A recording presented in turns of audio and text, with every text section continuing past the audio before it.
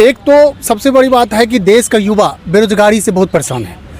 उस कंडीशन में आपने इस तरह से बयान दे रहे हैं और इतने बड़े रिस्पॉन्सिबल पोस्ट पे एज ए CGI होने के बाद आपको देश वर्ल्ड आपको अलग नज़रिया से देखता है। एज ए एडवोकेट भी हम लोग आपको बहुत रिगार्ड रिस्पेक्ट देते हैं, ऑनरेबल जस्टिस कॉल के बोलते हैं।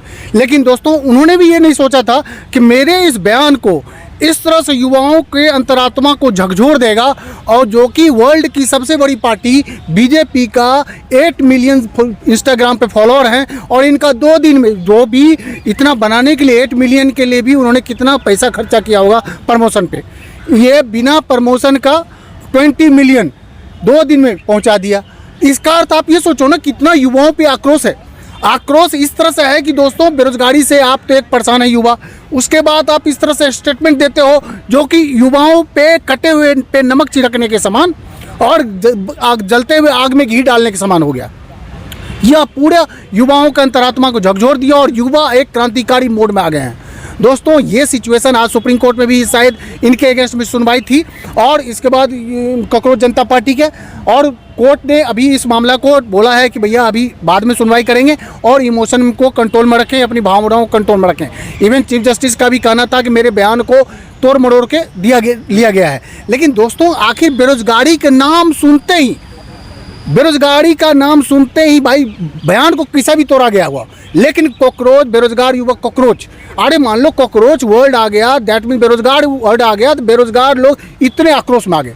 तो मेरा ये कहना है दोस्तों आज समय धीरे धीरे अगर इस तरह का माहौल आप पूछ रहे हो होते जाएगा तो इसको बहुत मुश्किल हो जाएगी। जितना बनते जाएंगे अगर उसके 10% भी आंदोलन के रूप में बदल जाती है तो पूरा जुडिशरी सिस्टम और सरकार हिल जाएगी।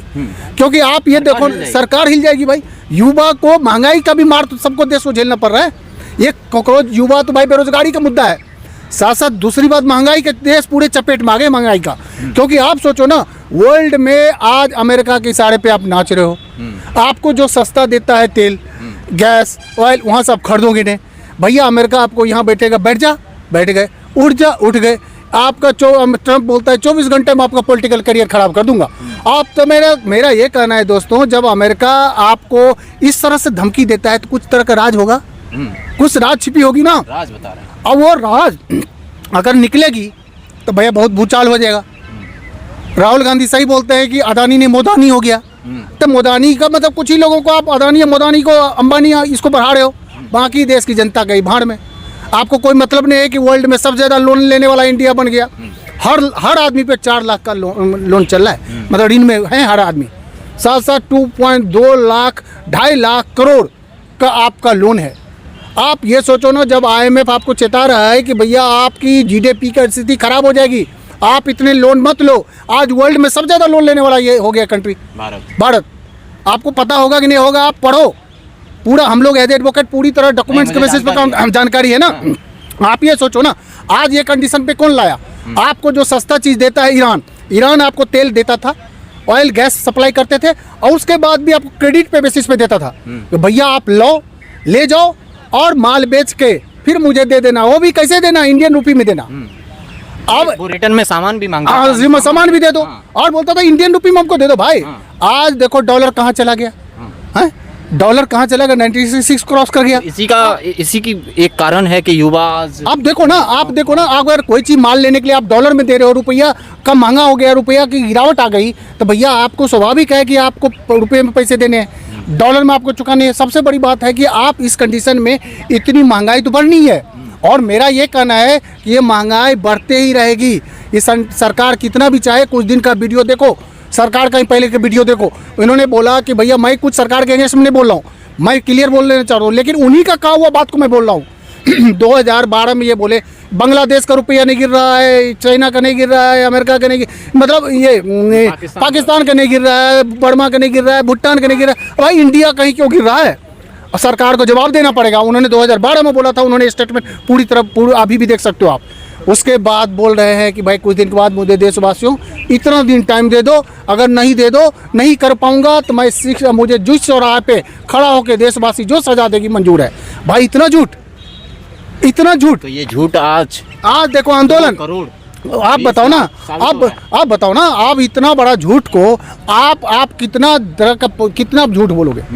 झूठ बोलते बोलते तो आज ये कंडीशन में आप इनका हर एक वीडियो देखो।